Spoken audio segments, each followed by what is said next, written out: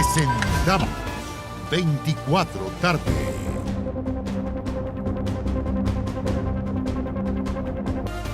¿Cómo les va? Bienvenidos a las noticias aquí en Televisión Nacional en este día sábado bastante noticioso. Estamos ya desplegados en diversos lugares del país. Hubo temblores anoche, hay información también que está transcurriendo en el Palacio de la Moneda. Vamos a ir uno a uno conversando con nuestros compañeros en diversos puntos de la capital y también del país. Comencemos en La Serena, donde un sismo de magnitud 5,6 se percibió anoche en esa región, un movimiento que podríamos decir fue de mediana intensidad, pero que se alcanzó a sentir en las regiones de Atacama y también en Valparaíso, generando, por supuesto, incertidumbre y algo de susto entre la ciudadanía. Yerko Ábalos a esta hora tiene más detalles. ¿Cómo estás, Yerko? Muy buenas tardes. Así es, Davor, ¿cómo te va? Buenas tardes desde la región de Coquimbo a esta hora, en un día mayormente soleado, con 17 grados a esta hora. Pero primero para contarles respecto a lo que ocurrió en las últimas horas con este sismo de magnitud 5,6, según el Centro Sismológico Nacional, señaló en su informe consolidado que el fenómeno alcanzó, tú bien lo decías, una magnitud de 5,6 y se registró precisamente a las 23 horas con 11 minutos. Fue percibido en bastantes lugares de la región de Coquimbo, en la provincia del Choapa, en el Limarí y también acá en La Serena, en la capital regional, en la conurbación La Serena y Coquimbo, se sintió bastante fuerte. De hecho, esa es la impresión que tenían las personas. Hoy día temprano salimos a reportear. Estos últimos meses hemos tenido varios movimientos, de hecho en septiembre 2, en los últimos años también, considerable, en los últimos 10 años, el del 2015 por ejemplo, que superó los 8. Bueno, con este, lo interesante es que el Centro Sismológico Nacional fija en un comienzo la magnitud en 6,4 grados en su primer reporte y ubicó el epicentro a 54 kilómetros al oeste de Los Vilos. Bueno, posteriormente se corrige la cifra y se indica en su informe consolidado que el temblor se localizó a 11 kilómetros al sur de Punitaqui. De hecho, la Oficina Nacional de Emergencia del Ministerio del Interior informó que se trataba de un movimiento de mediana intensidad y que, claro, también se percibió en la región de Coquimbo, en la región de Atacama y también Valparaíso. De hecho, preliminarmente, en su momento, la autoridad local salió a decir que no se reportaban daños, información que hemos corroborado en las últimas horas a personas. Tampoco hubo alteraciones a servicios básicos o infraestructura producto del fenómeno. Eso lo informó ONEMI a través de su cuenta de Twitter. Y bueno, el Sistema Nacional de Alarma de Maremotos del Servicio Hidrográfico y Oceanográfico de la Armada también emite un boletín y a los pocos minutos dando a conocer que las características de este sismo no reunían las condiciones necesarias para generar un tsunami en las costas de Chile. Hoy día la tecnología permite estar muy informado. De hecho, nosotros anoche hicimos el contacto, minutos de que este sismo se siente acá en la región. Hicimos un contacto con 24 horas. La gente, algunas de las impresiones las revisamos a continuación. Sí, ha habido hartos temblores este año, pero de verdad que si uno vive acá tiene como que acostumbrarse a eso, es parte de. Igual fue fuerte, sí, lo sentimos fuerte. Pensamos en salir arrancando, pero no. Muy fuerte. Es como un grado 6, 5, igual nos asustamos un poco, pero lo único que sentimos. Me asusté un poco, pero cuando uno está con niños tiene que conservar la calma y yo lo sentí hasta más fuerte y fue largo, lo sentí. Se siente fuerte, pero estamos acostumbrados. Sí, nos levantó, eso sí. Es algo habitual para nosotros que somos, el chileno está acostumbrado a esto, así que lo tomamos natural. Claro, las personas manifestaban bastante tranquilidad, ustedes lo podían ver, más allá de que, claro, es un sismo catalogado por la autoridad como de mediana intensidad, pero está muy cerca. Punitaqui está a unos 110 kilómetros de La Serena, acá el lugar donde estamos a esta hora, con la imagen también de Jorge Frívola desde la playa, además en un día bastante soleado, donde las personas han salido y con ellos conversábamos porque fue largo en duración. O sea, superó los 30-40 segundos. Y lo otro interesante, que lo comentábamos hace un rato, Davor, tiene que ver con que el Centro Sismológico Nacional en un momento señala que este sismo es de magnitud de 6,4 en este primer reporte y lo ubica, de hecho, en la provincia del Choapa, en Los Vilos, con un epicentro 54 kilómetros al oeste de Los Vilos. Bueno, posteriormente se corrige la cifra y se indica que este informe consolidado que el temblor se localizó 11 kilómetros al sur de Punitaqui. Por lo mismo, escuchábamos hace un rato, pudimos conversar también con Sergio Barrientos, director del Centro Sismológico Nacional. Esta zona fue sometida a un terremoto importante el año 2015, que va justamente desde la península de Talinay o la punta Lengua de Vaca hasta los Vilos por el sur, y este temblor se ubica justamente en esa zona que fue activada para el terremoto del 2015. Depende de la perspectiva, uno podría decir ya ha transcurrido suficiente tiempo para que las réplicas se hubiesen amainado, pero este temblor está ocurriendo en la misma zona, entonces.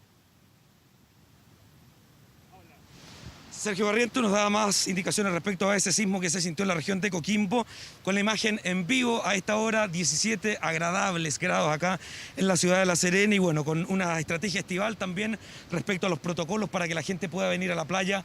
Recuerde el uso de la mascarilla, solo se la puede sacar en el momento que va a ingresar al agua, y si es que está a más de 2 metros de distancia.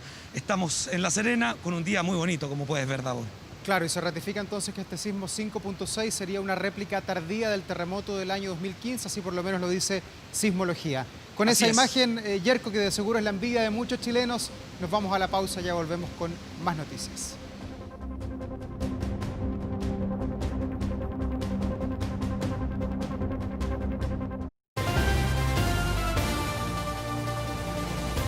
Esta mañana el ministro del Interior, Rodrigo Delgado, encabezó una reunión con la Unidad Coordinadora para la Reforma de Carabineros, donde estuvo participando además el nuevo general director de esa institución. Vamos de inmediato hasta el Palacio de la Moneda, donde está la periodista Pamela Araya. Pamela.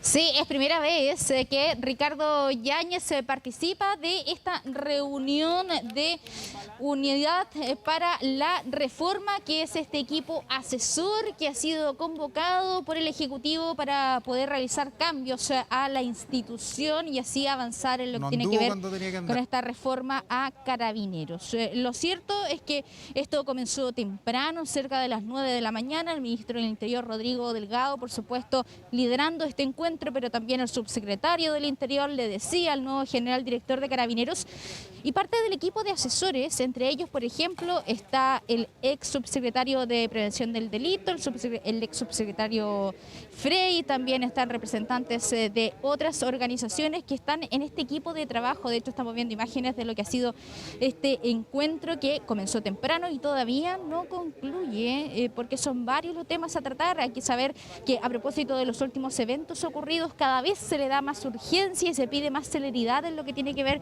con la modernización de la institución, y esto ha sido un tema clave para el nuevo general director. De hecho, dentro de sus primeras declaraciones, después de haber asumido en el cargo en el día de antes de ayer, pero ya a comenzar sus funciones en el día de ayer, ha dicho que ese es el foco, poder avanzar en eso, porque no solamente se habla de una modernización en general, sino que tiene varios caminos en la transparencia, el liderazgo, el poder apuntar más a una formación que esté orientada al respeto irrestricto de los derechos humanos, un tema que ha sido uno de los más criticados en el último tiempo de parte de la ciudadanía hacia Carabineros, porque sabemos que son varias las irregularidades y golpes que ha tenido Carabineros desde hace bastante tiempo, incluso desde lo que pasó con la operación Huracán, y ahí ha ido sucesivamente los cuestionamientos hasta lo que pasó ahora hace un par de días nada más en el Sename de Talcahuano, cuando 2 adolescentes fueron baleados por funcionarios. En este marco entonces se realiza esta reunión que todavía está en desarrollo. Sin embargo,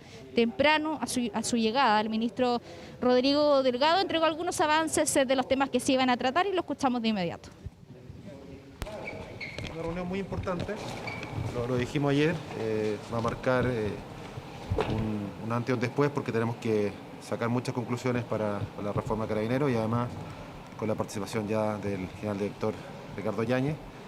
Y esperamos que sea una jornada de reflexión para poder avanzar en temas concretos y poder ya presentarle a la ciudadanía cuáles son los avances en esta materia.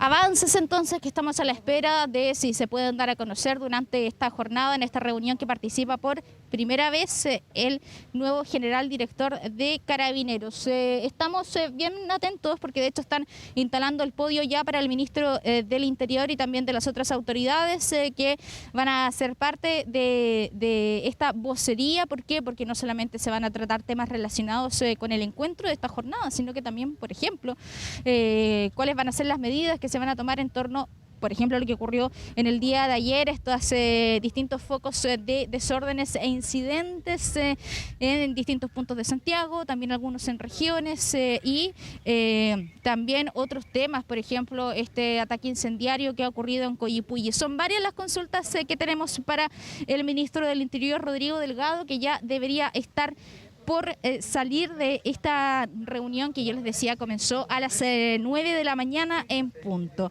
Pero hay otros temas y mientras esperamos al ministro del Interior, podemos comentarles que durante esta jornada también se dio a conocer el nuevo balance del coronavirus en nuestro país, y que ha sido aquí en el Palacio de la Moneda cuando seguimos superando el número de personas fallecidas, 15.030 fallecidos en total aquí en Chile. Ustedes están viendo las cifras de los datos entregados durante esta jornada cuando hablamos que fueron 1.550 los casos positivos de coronavirus en las últimas 24 horas, 9.224 los activos, es decir, personas que tienen la posibilidad de contagiar a otros. Y además tenemos a 712 personas que están en unidades de cuidados intensivos. Fallecidos, le decíamos que sigue aumentando la cifra en nuestro país, cuando en las últimas 24 horas se han reportado 27 personas fallecidas, y es por eso que seguimos superando la barrera de las 15.000 personas que han perdido la vida aquí en nuestro país. Estamos, a propósito que yo les decía al comienzo del despacho, ahora le estaba hablando del coronavirus, por supuesto, pero estamos muy atentos porque vemos movimiento, por supuesto, para que pueda salir el ministro del Interior, Rodrigo Delgado, para entregar este reporte. Escuchemos por mientras lo que dijo la subsecretaria Paula Daza respecto de las inquietudes que tiene el MinSal sobre la propagación del virus en el sur de nuestro país. Nos preocupa en forma importante las regiones del sur. Hemos visto que la positividad en la región de los ríos, en la región de la Araucanía y en la región de Magallanes se ha mantenido alta. Hemos visto cómo esta pandemia se ha tenido un comportamiento asincrónico en nuestro país, una buena evolución en las regiones del norte, una cierta estabilización en la región metropolitana. Sin embargo, hemos visto con preocupación cómo ha ido aumentando el número de casos en algunas regiones del sur. Es por eso que hemos seguido potenciando y no podemos bajar los brazos con nuestra estrategia de testeo, trazabilidad y aislamiento. Y además de esos 3 puntos que hablaba la subsecretaria, por supuesto que también hay que recordar que hay medidas que las refuerzan, por ejemplo, esto que se ha adelantado, el toque de queda en la región del Biobío. Aparece ya desde el comedor central del Palacio de la Moneda el ministro Delgado, pero también con las otras autoridades. Para la reforma, los subsecretarios de Prevención del Delito, del Interior y quienes participan también de este equipo asesor. Bien. Vamos a escuchar al ministro Delgado. Hoy realizamos una importante jornada de trabajo. Nos hemos sentado a conversar y a consensuar las razones tan necesarias para poder reformar Carabineros de Chile. Esta unidad coordinadora de la reforma de Carabineros viene trabajando ya hace varias semanas. Nos reunimos permanentemente los días jueves, y hoy, día sábado, lo dedicamos con más tranquilidad a poder generar una metodología de trabajo que pudiese sentar las bases, sentar las ideas básicas y las razones fundamentales de la reforma a Carabineros. En primer lugar, algo que quiero destacar es que esta vez se hizo con Carabineros. Si bien es cierto, esta unidad coordinadora venía trabajando, era muy importante involucrar a la institución también en la discusión, porque finalmente van a ser ellos los que tienen que implementar esa reforma y son ellos los que tienen que también aportar desde su mirada territorial, desde su mirada de gestión, cuáles son los énfasis que también les interesa a la hora de poder tener una mejor gestión a través justamente de esta reforma. Para eso, hoy día inclusive participó un general de Carabineros, un coronel, pero también quiero destacar la participación de un suboficial mayor, una persona que ha tenido una vasta experiencia también en el territorio, siendo carabinero, en distintas unidades, y también conoce la capilaridad de Carabineros, conoce también el territorio, conoce también la relación con la comunidad, que es una visión tremendamente importante para poder ejecutar los cambios que se requieren a futuro. Participó también, por supuesto, el Ministerio de Interior, a través tanto del subsecretario Gali, la subsecretaria Martorell, el Ministerio de la Mujer, Justicia y Derechos Humanos y Hacienda.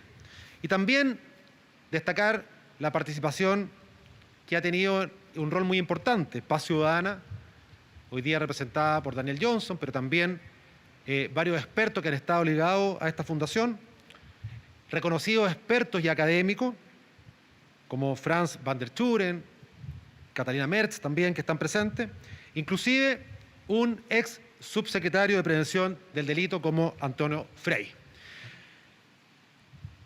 Dentro de las definiciones de esta unidad coordinadora que puedo destacar del día de hoy, es haber definido una hoja de ruta a mediano, a largo plazo, pero también algo muy importante que nos ha solicitado el presidente Sebastián Piñera: tener productos concretos en el corto plazo. Y por eso también hemos definido una agenda de productos concretos que vayan, ¿cierto?, siendo ya visibles y que puedan ser sistematizados incluso en los próximos meses como avances de cara también a lo que nos exige la ciudadanía. Avanzar rápidamente en esta importante reforma a Carabineros. Para ver más detalles con respecto a lo que fue la jornada, voy a dejar al subsecretario Gali.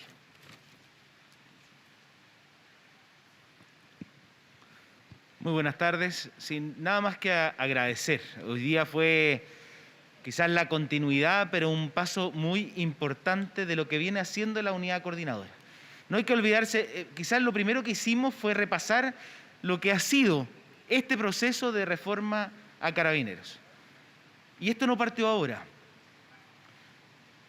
El proceso parte desde el inicio del gobierno del presidente Sebastián Piñera, con la convocatoria que hace el presidente a 5 grandes acuerdos.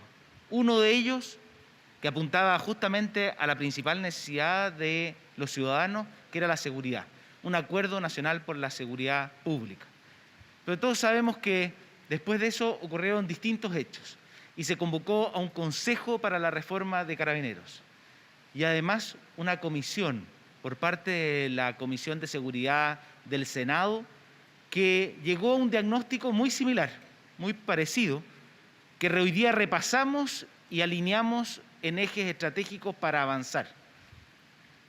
En primer lugar, discutimos muchísimo sobre cuáles eran las razones, cuáles eran las explicaciones para avanzar aceleradamente en este proceso de reforma. El principal y transversal, que es necesario relegitimar, recuperar la legitimidad de una institución tan trascendental para el Estado de Derecho y para nuestro país como es Carabineros de Chile. Y esto tiene aristas globales y aristas locales. Hoy día en el mundo estamos viendo cómo la legitimidad del uso de la fuerza está siendo cuestionada no solo aquí en Chile, en nuestros países vecinos, en Perú, en Colombia, en Ecuador, pero también en países lejanos. En Francia hace poco tiempo, en Nigeria, en Tailandia, en Hong Kong. En distintas partes hay un cuestionamiento y una de las grandes conclusiones es que quizás la gran explicación de la reforma, y para lo cual necesitamos recuperar la legitimidad de Carabineros, es ser capaces de adaptarnos a los desafíos del siglo XXI, a los desafíos que nos pone la sociedad actual. Y en eso estuvimos trabajando intensamente, definimos y discutimos y finalmente consensuamos cuáles eran las materias en que deberíamos incorporarnos y en que debíamos trabajar, esencialmente en una institucionalidad, no solo de Carabineros, sino que sobre todo del sistema de seguridad pública. En segundo lugar, una carrera policial adecuada, con formación adecuada para enfrentar estos desafíos. En tercer lugar, una gestión moderna, que los ciudadanos tengan la confianza y la certeza de que cada peso que se destina a proveerles seguridad es realmente eficaz y eficiente justamente en usarse, en buscar, otorgarle, proveerle un servicio adecuado. Y por último, el gran desafío y quizás la mayor urgencia, que es cómo controlar y mantener el orden público con pleno respeto a los derechos de las personas. Discutimos muchísimo al respecto, tuvimos interesantísimas discusiones y hemos fijado una hoja de ruta porque quizás el gran consenso que tuvimos hoy fue que este tenía que ser un plan de largo plazo, no se acaba en unos pocos meses. Esta es una reforma de Estado, tiene que ser una política de Estado y por eso lo que ustedes ven aquí es quizás la conjunción de distintos estamentos de la sociedad civil y además productos intermedios en los que tengan resultados visibles para la ciudadanía en los próximos meses. Así que en eso vamos a estar trabajando esta unidad coordinadora intensamente y creo que fue una gran jornada de trabajo esta mañana. Ministro Delgado, ¿cómo está? Buenas tardes. Hemos visto varias veces este mismo punto de prensa durante el último año, las autoridades enunciando reforma, la necesidad de cambio. El punto es cuándo se va a anunciar algo concreto, porque ya llevamos un año hablando de la reforma Carabineros y todavía no hay un anuncio concreto. Se habla siempre de una hoja de ruta, pero le insisto, no tenemos nada concreto. Sí, a ver, lo primero es que me tengo que hacer cargo de mi gestión, en el sentido de que a mí el presidente Sebastián Piñera me ha pedido que esto sea prioridad. Y como ha sido prioridad en las 2 semanas y fracción que llevo en el cargo, gran parte de mi agenda ha estado relacionada con este tema. De hecho, el primer día, después de jurar como ministro del Interior y Seguridad Pública, el jueves antepasado, en mi agenda estaba juntarme con la unidad coordinadora, y así fue. Posteriormente se agendó esta reunión de un día sábado para estar más tranquilos, para poder conversar, consensuar lo que ha explicado el subsecretario Gali, los fundamentos, cuáles son las líneas estratégicas, y en eso estamos. Por lo tanto, si usted hace una comparación con respecto a los días que llevo como ministro del Interior y la relación de mi agenda con este tema, se va a dar cuenta de que es y seguirá siendo una prioridad número 1 para poder impulsar, tal como me lo ha pedido el presidente, y también lo hemos estado ya conversando incluso acerca de poder ya conversar de otra manera con el Congreso para poder impulsar justamente los cambios necesarios en esta materia.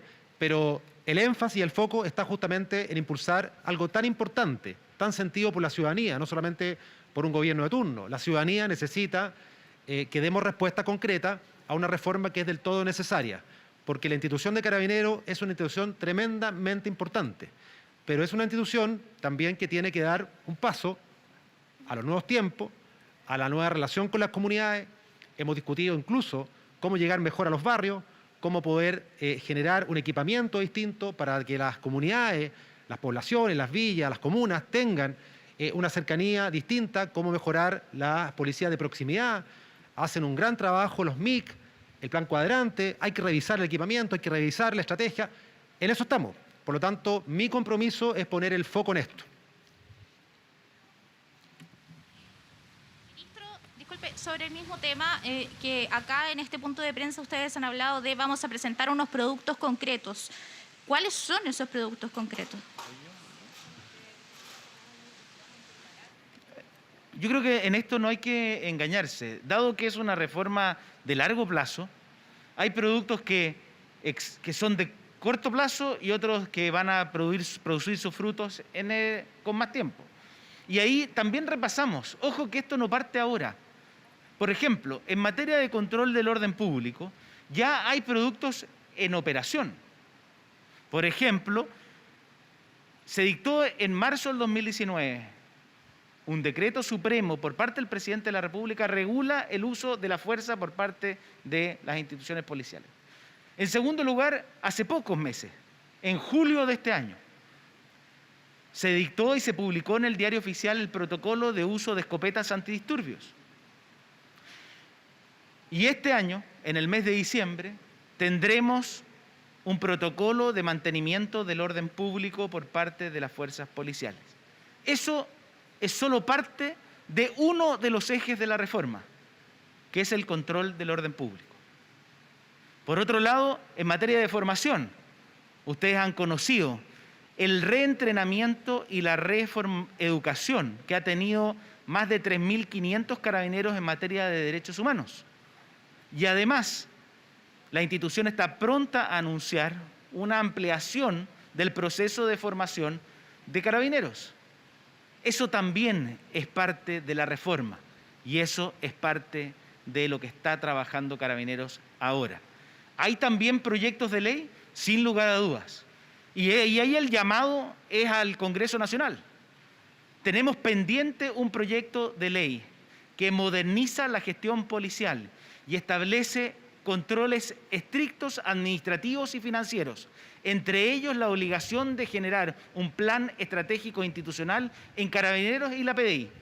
Ese proyecto de ley fue presentado en el año 2018 y está en su último trámite constitucional para ser aprobado por el Congreso. Esperamos que el Congreso lo apruebe prontamente porque recién ahí se inicia una segunda etapa de trabajo, que es la formulación de estos instrumentos de gestión y un adecuado control de la administración y particularmente de la administración financiera de Carabineros. Y así podría seguir. En cada una de las líneas estratégicas hay productos que ya se han generado y hay otros que se van a generar en los próximos meses y otros que van a dar sus frutos en los próximos años. Subsecretario, ministro, buenas tardes. Usted hablaba del Congreso Nacional. Una de las principales ideas que han levantado desde la oposición en los últimos días respecto a Carabineros es la de un interventor civil. ¿Esto queda totalmente descartado o es parte de lo que se ha discutido en esta unidad? A ver, en esto hay que ser claro. Nuestra institucionalidad en ese sentido es muy claro y además el presidente de la República acaba de designar al general director de Carabineros de Chile y quien dirige la institución de Carabineros de Chile es su general director. Otra cosa es la reforma y en la reforma hay un tema que está en discusión que es la gobernanza y la institucionalidad del sistema de seguridad pública. Los dos consejos, el Consejo para la Reforma de Carabineros y la Comisión de Seguridad Pública del Senado propusieron avanzar en separar la función de seguridad pública en una institucionalidad distinta. Bueno, eso sí fue parte de la discusión de esta unidad coordinadora. ¿Cómo se va a organizar la institucionalidad y la gobernanza del sistema de seguridad pública? Ministro, subsecretario, buenas tardes. Les quería preguntar sobre lo que ocurrió ayer. Hubo una nueva jornada de manifestaciones, también hubo incidentes. Queríamos saber entonces si van a presentar algún recurso también y el balance en torno a lo que ocurrió en el eje ahí centro, en la denominada Zona Cero. Ayer tuvimos 33 eventos a lo largo de todo Chile, con 16 personas detenidas por desórdenes públicos en la región metropolitana. Y lo que se pudo ver es algo que hemos estado viendo ya desde antes del plebiscito del 25 de octubre. Y quizás en esto hay que ser muy enfático. Lo dijimos antes del 25 de octubre, antes del plebiscito. La gran disyuntiva que se jugaba en nuestro país en ese periodo era entre violencia y democracia.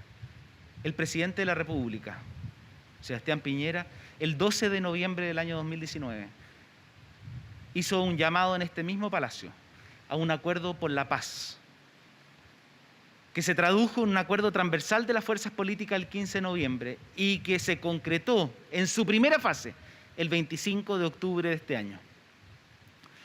Hay algunos que no creen en la democracia y no creen en la hoja de ruta que nos trazamos. Y lo que vimos ayer fue un grupo minoritario, un grupo especialmente violento, que utilizó bombas Molotov, generó incendios en paraderos del Transantiago y que afectó a los vecinos del centro de Santiago que ya no soportan más esa violencia. Allí no hubo manifestación legítima, ahí lo que hubo fue violencia y delitos. Y esos 16 detenidos van a ser puestos a disposición de la justicia y nosotros esperamos que la justicia, respecto de ellos, determine su responsabilidad en los hechos y aplique las sanciones más duras por esos hechos. Creo que hoy día, después de lo que ocurrió en nuestro país el 25 de octubre, después de la hoja de ruta que nos trazamos, está claro que hay una gran mayoría de chilenos, 7,5 millones de chilenos que optaron por la democracia. Y por lo tanto, el Ministerio del Interior y Carabineros de Chile va a actuar cuando se cometan delitos especialmente violentos como los que vimos ayer en el centro de Santiago. Muy buenas tardes, ministro. Preguntarle nuevamente, los gremios dueños de camiones están pidiendo una reunión precisamente con usted y también con el jefe de Carabineros ante repetidos atentados en Collipulli, uno de los últimos, este nuevo ataque en la ruta que une Angol con Collipulli. Preguntarle, ¿esto lo han considerado? ¿Lo van a hablar? ¿Se van a juntar con ellos? ¿Qué les puede responder? Sí, lo primero, ratificar lo que acaba de decir el subsecretario Gali. La inmensa mayoría de los chilenos optó por la vía institucional.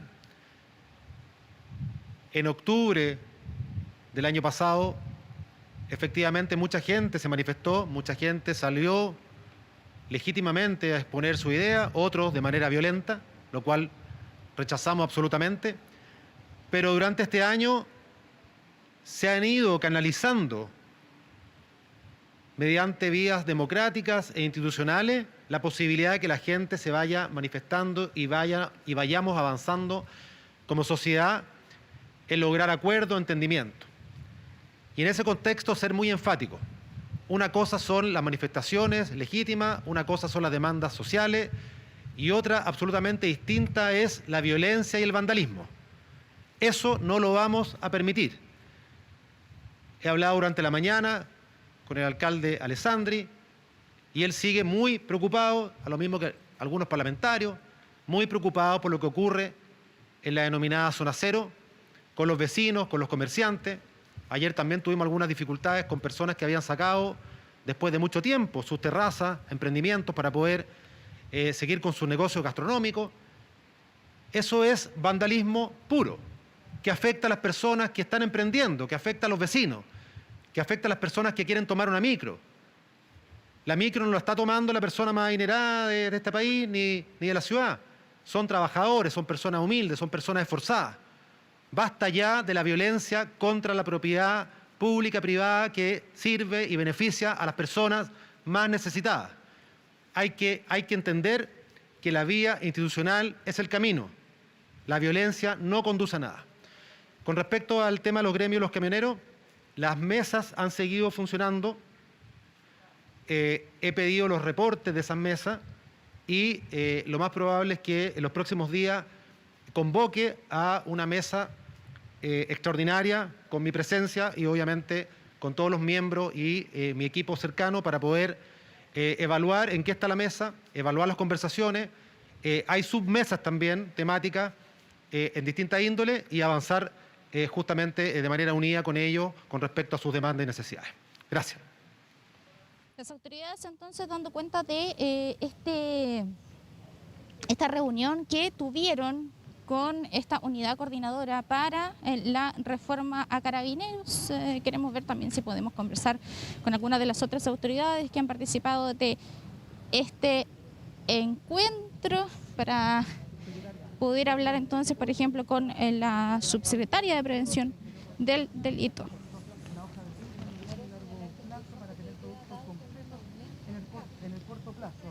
Claro, Pamela, al término de esta reunión nos quedamos, eso sí, a la espera de las palabras del general Ricardo Yáñez, que recordemos asumió el mando de la institución durante la jornada del día jueves, pero hasta ahora no ha tenido una aproximación con la ciudadanía indicando cuál va a ser el sello de su gestión y tampoco ha dicho cuál es la reforma que él quiere implementar o cuáles son los ejes de esta reforma que hay que implementar al interior de Carabineros.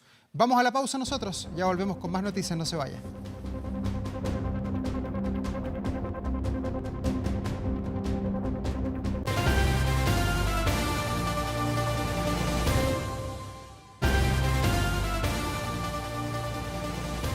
Ya estamos de regreso para contarles que una nueva manifestación se desarrolló durante la tarde de este viernes en las cercanías de la Plaza Baquedano, una jornada que terminó con saqueos, incidentes y una persona además quemada por una bomba Molotov. De todo esto nos cuenta hasta ahora el periodista Cristian Cereceda. Cristian, buenas tardes.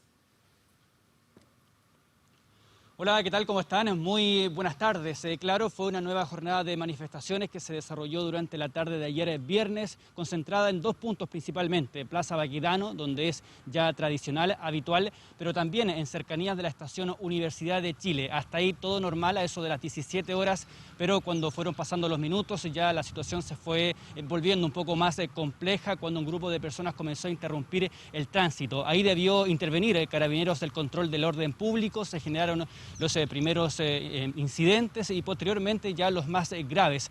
Por ejemplo, 3 locales comerciales fueron saqueados en el centro de Santiago, 12 farmacias y una sucursal bancaria. De eso quedó en evidencia en algunas cámaras e imágenes que estamos revisando, donde grupos amplios de personas comenzaron a forzar los accesos. De esa manera lograron entrar y, en definitiva, huyeron con algunos artículos. También hubo otros ataques a locales comerciales. Afortunadamente, esos fueron frustrados, pero fue parte de la situación que se generó durante esa tarde, como también lo que fueron los ataques a paraderos del transporte público, principalmente dañando lo que es la infraestructura pública, además de quemarlos en definitiva, quedando muy dañados en lugares que son bastante concurridos en el sector céntrico de Santiago, donde circula una gran cantidad de personas, tanto en la mañana como también en la noche. De esa manera ya se deberá trabajar en lo que es su reparación. Además de esto, en uno de los momentos bastante críticos, donde se estaban generando enfrentamientos entre los manifestantes y Carabineros,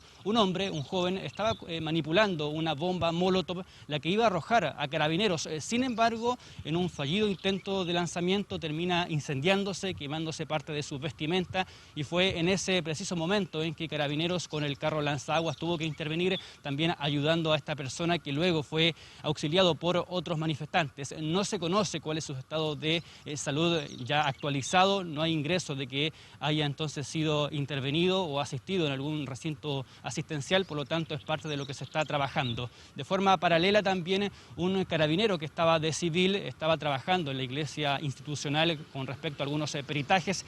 Sin embargo, se encontró con un grupo amplio de manifestantes quienes lo confundieron con un carabinero infiltrado. Es por eso que lo comenzaron a atacar. Él quedó con lesiones de gravedad, pero se encuentra actualmente fuera de riesgo vital. Por lo tanto, fueron parte de los episodios que se fueron registrando durante esta jornada de manifestaciones, de la mano con algunos incidentes ahí en el centro de Santiago. Tenemos algunas declaraciones, las pasamos a revisar. En el desarrollo de las manifestaciones, una persona intenta lanzar una bomba Molotov a personal institucional. En el desarrollo del ejercicio en sí, se comienza a quemar su ropa. La turba lo intenta apagar con sus manos, lo que no es posible, y Carabineros, prestando auxilio a la víctima, utiliza el camión lanzaagua apagándolo finalmente. En este momento estamos desarrollando diligencias tendientes a lograr establecer dónde se encuentra. No ha llegado aún a la posta central o otro organismo médico. No tiene explicación lo que vimos ayer, no solo en Las Tarrias, sino que en las inmediaciones. Vimos que hubo un banco, una farmacia, un mini market saqueado, nuevamente a vista y presencia de todos. Entonces yo también quiero pedirle a Carabineros, al Ministerio del Interior y Seguridad Pública, que tuvimos una reunión ayer muy temprano en dependencia de nuestra Dirección de Seguridad, un cambio de estrategia, porque algo falló ayer, claramente algo falló. Protegimos Plaza Italia, que me parece perfecto, pero ¿qué pasó? Que se nos metieron por Las Tarrias, por Estado y por las calles interiores del casco histórico.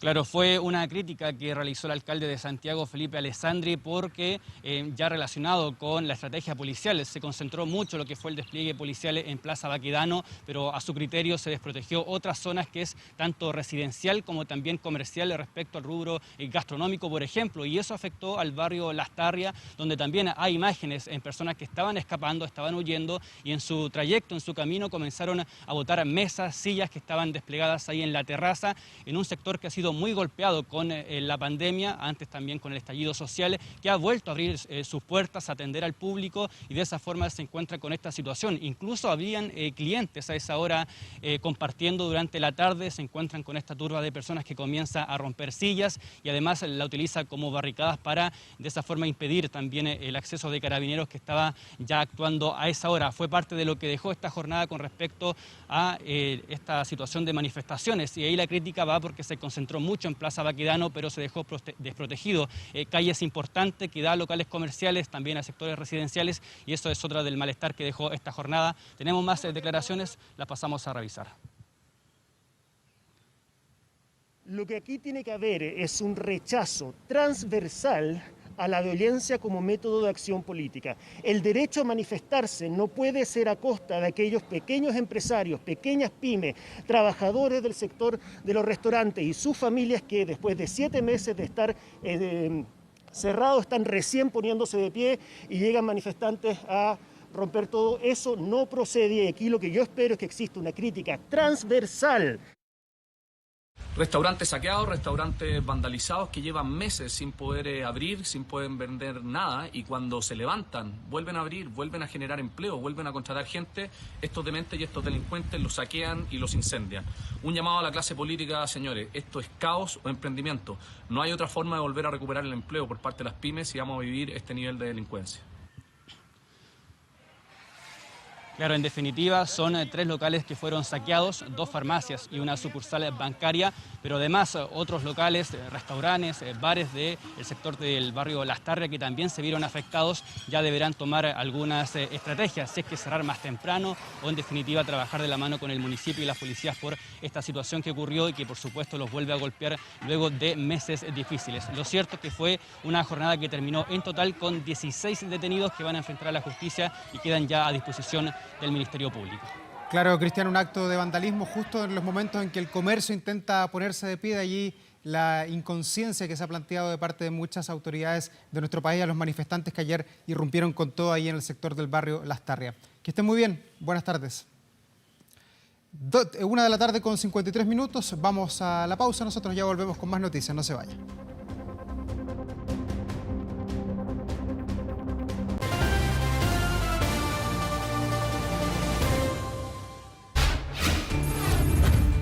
Internacional. Está bastante movido el mundo, sobre todo en Brasil. Ya nos acompaña Andrea Aguilar con todas las noticias internacionales. ¿Cómo estás, Andrea? Muy buenas tardes, bienvenida. ¿Cómo estás, Davor? Muchas gracias. Empecemos sí en Brasil porque se han registrado en las últimas horas multitudinarias protestas. Han sacudido al gigante del continente, particularmente después de la muerte de un hombre negro a manos de 2 guardias de seguridad en un supermercado. Las manifestaciones se dieron en ciudades como Sao Paulo, como Río de Janeiro, Brasilia, también en Belo Horizonte, tras la muerte de João Alberto Silveira, que fue asesinado en medio de una golpiza de 2 guardias de seguridad en un supermercado de Carrefour ubicado en Porto Alegre. Esto en vísperas del Día de la Conciencia Negra, que se celebraba de hecho este viernes y que marca la lucha de los afro en Brasil. Las brutales agresiones que circularon por las redes sociales desataron la ira de miles de manifestantes que atacaron a los supermercados de la cadena y que salieron a la calle masivamente para pedir justicia después de un crimen que ya ha sido comparado con el del afroamericano George Floyd, quien murió asfixiado por un policía y desató toda una oleada de manifestaciones raciales en Estados Unidos. Al igual que Floyd, en el caso de João Silveira, él también le dijo a los guardias que no podía respirar mientras era pateado y estrangulado por ellos. El gobierno de Jair Bolsonaro ha lamentado la muerte del hombre, pero se ha negado a reconocer que fuera un hecho de racismo. De hecho, el vicepresidente Hamilton Mourão aseguró que eso no existe en Brasil y que se trata de un problema que quieren importar desde otros países. Revisemos información que llega desde Estados Unidos porque otro tiroteo se ha registrado en este país. 7 adultos y un adolescente resultaron heridos por disparos en un centro comercial. Esto fue en la localidad de Wisconsin. El principal sospechoso del crimen aún no ha sido detenido. Fue descrito por la policía como un hombre blanco de unos 20 o 30 años. Según testigos, se escucharon entre 8 y 12 disparos dentro del Mayfair Mall, que queda ubicado justamente en la ciudad de Milwaukee. Los equipos de emergencia sacaron a 5 personas en camilla del recinto. Según el alcalde de Guataguasa, Dennis McBride, las vidas de los afectados no corren peligro. Este mismo centro comercial, de hecho, había sido escenario en el pasado febrero de un episodio similar. cuando el policía Joseph Mensah mató de un disparo a un joven afroamericano de 17 años, a Alvin Cole, cuando este presuntamente huía de la policía. De hecho, este episodio convirtió el Mayfair Mall en el escenario de numerosas protestas contra la brutalidad policial durante los meses siguientes. Sin embargo, se está investigando en esos momentos qué fue lo que realmente pasó y cuáles fueron las motivaciones del atacante para perpetrar este tiroteo. Decir también que el atacante se encuentra en estos momentos prófugo. Ahora hablemos de otros temas, hablemos también del terreno político de Estados Unidos, porque Twitter ha confirmado que el próximo 20 de enero le va a dar el control de la cuenta oficial al presidente de Estados Unidos, al demócrata Joe Biden, al presidente electo. Lo que ha dicho la red social es confirmar que el día en el que oficialmente el presidente electo tomará posesión de su cargo, le será traspasada la cuenta POTUS, que corresponde al presidente de los Estados Unidos. Esto incluso si el presidente Donald Trump en ese entonces no ha aceptado todavía su derrota. El portavoz de Twitter, Nick Pasilio, afirmó que la red social se está ya preparando activamente para apoyar la transición de las cuentas institucionales de la Casa Blanca el próximo 20 de enero, tal como se hizo en el 2017, cuando el entonces presidente Barack Obama dejó su cargo para que lo asumiera el presidente Donald Trump. Un proceso mucho menos traumático, eso sí. Como parte de ese traspaso se van a archivar todos los tweets de la cuenta y de la primera dama, también de la vicepresidencia y de otras cuentas oficiales. En las últimas horas el presidente Trump insistió en que él ganó las elecciones, a pesar de que los resultados de varios estados ya han dado como ganadora a Joe Biden, cuya victoria se va a certificar oficialmente el próximo 14 de diciembre. Escuchemos parte de las declaraciones que dio el presidente Donald Trump durante la rueda de prensa. Big Pharma ran millions of dollars of negative advertisements against me during the campaign, which I won, by the way, but, you know, we'll find that out. Almost 74 million votes. We had Big Pharma against us. We had the media against us. We had Big Tech against us. We had a lot of dishonesty against us. Importante mencionar que Twitter ha sido la principal red social en la que ha usado el presidente Trump para expresar sus denuncias sin pruebas sobre el supuesto fraude, algo que la red social ha tratado de contener, o poniendo sus avisos también en publicaciones en donde se indica que pueden ser inexactas o falsas. Vamos a seguir hablando de Trump, pero particularmente de su hijo mayor, porque en las últimas horas se reveló que dio positivo por coronavirus. Donald Trump Jr. entró en cuarentena luego de confirmarse que está contagiado por coronavirus, aunque no presenta ningún síntoma. Él mismo lo reveló a través de sus redes sociales, dijo que se siente bastante bien y el resultado se dio a conocer a principios de esta semana, según un portavoz del hijo mayor del presidente Trump, y desde entonces él ha permanecido aislado. Don Jr., como se le conoce, de 42 años, es el segundo hijo del mandatario en dar positivo por coronavirus, luego de que su hermano menor, Barron, fuera diagnosticado el mes pasado. Revisemos otras informaciones, nos vamos para Alemania porque quedan pocas horas para que la canciller alemana Angela Merkel cumpla 15 años al frente de su país y ya ha hecho historia como la primera mujer y también como la más joven en alcanzar este puesto. La crisis por el coronavirus de hecho la ha catapultado a nivel de popularidad, la cual se había visto algo desgastada por las críticas a su gestión y también por signos de agotamiento que empezaba a demostrar luego de haber asumido su cargo el 22 de noviembre del 2005. Este mes su popularidad alcanzó un 74% en las encuestas, principalmente por la satisfacción con la gestión de la pandemia. A pesar de esto, la canciller ya anunció que ya no va a volver a ser candidata para el puesto cuando finalice su gestión dentro de un año. Aunque su popularidad se ha recuperado, las últimas semanas ha tenido que enfrentar el desafío de las masivas protestas en Berlín, también en otras ciudades, en contra de las restricciones que ha impuesto su gobierno para contener el COVID-19. Revisemos ahora noticias de la región porque se ha desatado toda una crisis política en Guatemala. De hecho, el vicepresidente de este país le ha pedido al presidente Alejandro Yamatei que renuncien juntos por el bien del país en medio de las protestas que se han desatado en las últimas horas. La solicitud del vicepresidente Guillermo Castillo se da tras el apruebo del presupuesto para el Congreso 2021, que ha generado rechazo entre los guatemaltecos por ser el más grande de la historia del país, lo que va a generar, dicen algunos expertos, un grave endeudamiento que ha causado que la gente salga masivamente a las calles en las últimas horas. Castillo ha admitido no tener buena relación con el mandatario, a quien de hecho le dio un ultimátum al proponerle una renuncia ante el Congreso si no se corrige el rumbo de su gobierno. Repasemos parte de sus declaraciones. También le he pedido al presidente que hagamos una revisión de la estructura de los funcionarios actuales a efecto de que todos presenten su renuncia y que podamos evaluar las acciones de cada uno de ellos, confirmar a quienes han hecho bien su trabajo y dejar fuera no solo a las personas cuestionadas, sino que también a quienes no han hecho la función pública como se ha esperado. Importante mencionar que el presupuesto de Guatemala alcanza casi los 13.000 millones de dólares. Está enfocado particularmente en la inversión en infraestructura con empresarios, dejando completamente de lado el combate a la pobreza y también las graves cifras de desnutrición infantil que aquejan a este país centroamericano. La decisión ha generado entonces protestas. Distintos grupos sociales, de hecho, han llamado para este sábado, en esta tarde, para exigir la renuncia del presidente Yamatei. Revisemos ahora otras informaciones, porque un hombre se salvó de milagro de morir mientras limpiaba su auto. Esto fue en Rusia. Ocurrió en la ciudad de Vladivostok cuando un hombre se encontraba limpiando el parabrisas de su automóvil después de una intensa nevada. Sorpresivamente, una enorme placa de hormigón que se desprendió de un edificio cayó sobre el vehículo, destruyéndolo casi por completo. Este hombre se salvó de la muerte por centímetros, ya que alcanzó a alejarse antes del impacto. Más tarde, pareció tomarse el incidente con algo de humor, ya que fue fotografiado sonriendo y de hecho estaba bebiendo una cerveza apoyado en el capó de lo que quedó de su vehículo. Y seguimos hablando de hechos virales, porque recordarán ustedes a este analista que se hizo viral en el año 2017 porque sus hijos interrumpieron su entrevista con la BBC. Bueno, pues él se convirtió en el rostro de la nueva campaña de Twitter, justamente para ver cómo se está manejando este tema en pandemia. Un adelanto de lo que se vendría en esta época de pandemia lo protagonizó hace 3 años el cientista político Robert Kelly durante una entrevista con la BBC, cuando sus hijos entraron en su escritorio interrumpiendo la conversación. En un acto casi desesperado, su esposa logra sacar a los niños de la sala. Kelly reapareció en las redes sociales como el rostro de una campaña de Twitter que trata sobre las interrupciones indeseadas, como la que él le sucedió hace 3 años y que se han vuelto también tan comunes en los últimos meses a causa de la pandemia. En el nuevo video, el cientista político reaparece en el mismo lugar, la misma vestimenta que usaba cuando también se viralizó la irrupción de sus hijos. Allí se recrea la situación que él vivió y otras similares para dar a conocer nuevas herramientas de Twitter para la aplicación y para gestionar las conversaciones. Y terminamos con esas imágenes de India, porque en un operativo que se prolongó por casi 14 horas, equipos de rescate lograron salvar a un elefante que había caído a un pozo de 17 metros en la India.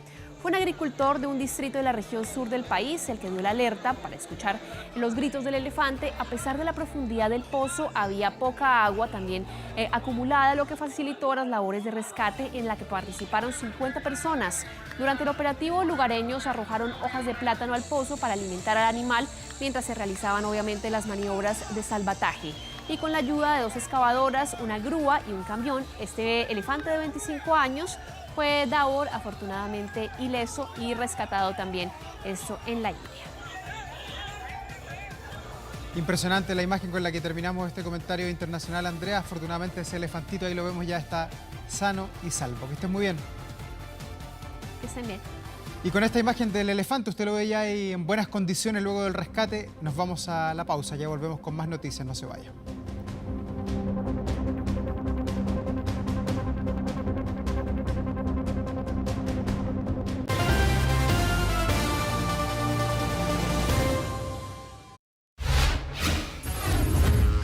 Deportes. Han pasado ya varios días desde la derrota de Chile frente a Venezuela allá en Caracas, pero sigue todavía el debate entre los hinchas si debe continuar o no el técnico de la selección. De eso y más vamos a estar conversando con Eric Zárate, que ya nos acompaña. ¿Cómo estás? Buenas tardes. Bien, Davor, ¿cómo te va? Muy buenas tardes. Y también seguirá o no la polémica entre los técnicos, ¿no? Reinaldo Rueda, y recordemos también el jefe de Alexis Sánchez y Arturo Vidal. Me refiero a Antonio Conte. Fíjense que mañana hay un partido importante para el Inter de Milán, para el equipo italiano, el equipo lombardo. Y lo más probable, habla la prensa italiana, es que Alexis Sánchez y Arturo Vidal, luego de esta polémica que yo te mencionaba, Davor, sean suplentes, nos vayan desde la partida en el duelo que va a comenzar a las 11 de la mañana, hora chilena. Un partido importantísimo para el Inter, que está en la medianía de la tabla, una tabla que lidera, recordemos, el gigante dormido, el Milan, el equipo de Stefano Pioli. Va a ser a las 11 de la mañana enfrentando al Torino, y lo más probable es que le dé descanso, al menos, Davor, no van a ser titulares, eso dice la prensa italiana, luego de este cruce de palabras, ¿no? Ustedes recordarán muy bien en esta doble fecha clasificatoria entre Reinaldo Rueda y Antonio Conte. De hecho, ahí el equipo interista tuvo que emitir un comunicado diciendo que no les parecían para nada las palabras del técnico chileno. De todas formas, en la conferencia de prensa, en la previa de este partido, Antonio Conte fue enfático en decir que no se descarta nada, que podría ser también desde la partida. los dos jugadores nacionales. Lo más probable, eso sí, es que si hay un jugador que vaya a ser titular es Arturo Vidal, porque recordemos que Alexis Sánchez está arrastrando algunas complicaciones en uno de sus aductores. De hecho, lo dejó fuera del partido frente a Perú acá en el Estadio Nacional por las clasificatorias. Vamos a escuchar, ¿les parece de inmediato las palabras de Antonio Conte en la previa de este partido y si es que descarta o no la presencia de uno o de los dos jugadores chilenos que milita allí en el Inter de Milán? Debemos buscar con todas nuestras fuerzas ver cómo afrontamos este momento de la mejor forma posible. Esperamos que la buena suerte a nivel de lesiones y de positividad esté con nosotros. Bueno, recordemos que el elenco lombardo marcha octavo en la tabla de posiciones con 12 puntos tras 7 partidos jugados. Yo les decía que el Milan tiene 17 unidades. La más probable formación es Handanovic en portería, Skriniar, De Vrij, Bastoni en la línea de defensa, Hakimi, Gagliardini, Varela, un poquito más adelantado junto con Perisic y Eriksen, y Lukaku y Lautaro Martínez, esta delantera de temer, ¿no? Que está tratando ahí también Alexis Sánchez de meterse. Van a ser lo más probables titulares para el duelo de las 11 de la mañana. Vamos a estar muy atentos frente al Torino, el equipo de Antonio Conte y compañía. Vamos a seguir en el fútbol y también en Europa. Y vamos a hablar del Real Betis. Pero bueno, no tan solo tiene que ver con la previa, ¿no? Recordemos que también tiene un partido muy importante. Este día lunes el equipo de El Ingeniero, de Manuel Pellegrini, se va a enfrentar al Athletic de Bilbao a las 5 horas de nuestro país por la 10ª fecha. Este equipo que marcha séptimo. Pero ha llamado la atención, amigos y amigas en sus casas, las declaraciones de Manuel Pellegrini. Porque, bueno, ustedes saben muy bien, ¿no? Lo recatado que es Pellegrini a la hora de enfrentar los micrófonos, un técnico quitado de bulla, como se dice. Pues bien, ahora fíjense que habló de Reinaldo Rueda acerca de la continuidad del técnico caleño al mando de La Roja, lo respaldó, y también acerca del retorno de Claudio Bravo a la selección chilena. Como nunca, el ingeniero Manuel Pellegrini, quizás el técnico más exitoso en la historia de nuestro país, habló allá en España acerca de Reinaldo Rueda y también del portero de la selección nacional. Lo escuchamos de inmediato. Creo que merecía estar de vuelta en la selección, independiente que haya habido algún tipo de problema extrafutbolístico. Yo creo que Claudio es un jugador que la selección chilena lo necesita. Él demostró su profesionalismo y su disponibilidad de estar siempre. Sigue siendo por ahora el mejor arquero chileno, así que me alegro mucho por la selección y por él. Las palabras de Pellegrini, que también dijo que sería insólito que no continuara el proceso de Reinaldo Rueda al mando de La Roja. Nos vamos al fútbol internacional. Comenzamos con el partido entre el Newcastle y el Chelsea en la fecha número 9. Ahí está Federico Fernández, el autogol, acá queda clarísimo. Esa afortunada acción del argentino, 1-0, se ponía el Chelsea en ventaja el equipo de Frankie Lampard. El centro de Mason Mount, ahí está, clarito, ¿no? El autogol para el equipo Blue, el equipo de Frank Lampard, que está primero en la tabla de posiciones con 18 unidades. Fíjense este jugador, lo dejamos desde el principio, desde la génesis de esta gran jugada de Timo Werner, el delantero alemán de 24 años, el ex Leipzig, que habilita a Tammy Abraham, el delantero de 23 años, 1,90, 80 kilos de potencia. Fíjense, aguanta un poquito el balón y de primera, de derecha, sacude ahí Carl Darlow, el portero del Newcastle, para que el Chelsea se quede con estos 3 puntos de visita al puntero de la liga inglesa.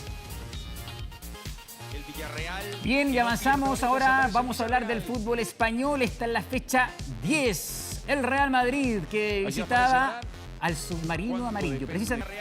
Y del fútbol español nos vamos a hablar del fútbol chileno, pero del fútbol femenino con esta invitación, porque a eso de las 16 horas con 45 minutos, Televisión Nacional de Chile, el área deportiva de TVN, va a transmitir este partido válido por la 4ª fecha del torneo nacional en el estadio Ester Roa. La U de Conce, el equipo del Campanil, que va a enfrentar a la Universidad de Chile, con la transmisión de Pedro Carcuro, los relatos de Rocío Ayala.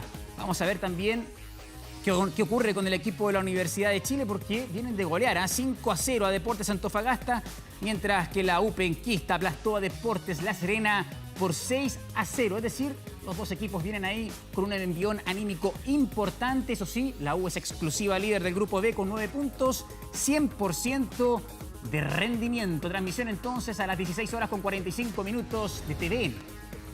Imágenes de Dominic Thiem, el pupilo de Nicolás Massú, que accedió a la final del torneo de maestros. Ahí están las imágenes de lo que aconteció hace poquitos minutos con un 7-5, un 7-6, 7-5, después perdió 6-7, bien digo, en el segundo set. Ahí está como lo sufre el Nico, ¿eh? Y finalmente 7-6, Dominic Thiem entonces, que vence a Novak Djokovic y se mete en la final. La otra semi la va a disputar Rafael Nadal y Daniel Medvedev, Davor, pero nos alegramos, por supuesto, por el austriaco y por, obviamente, Nicolás Massú. Claro, y vaya que se nota la mano de Nicolás Massú ahí, la garra y el empuje y todo lo que conocimos durante su año de trayectoria. Es verdad. Gracias, Eric. Que esté muy bien. Chao, chao. Buenas tardes. Y nosotros vamos a una breve pausa, ya volvemos con más noticias, no se vayan.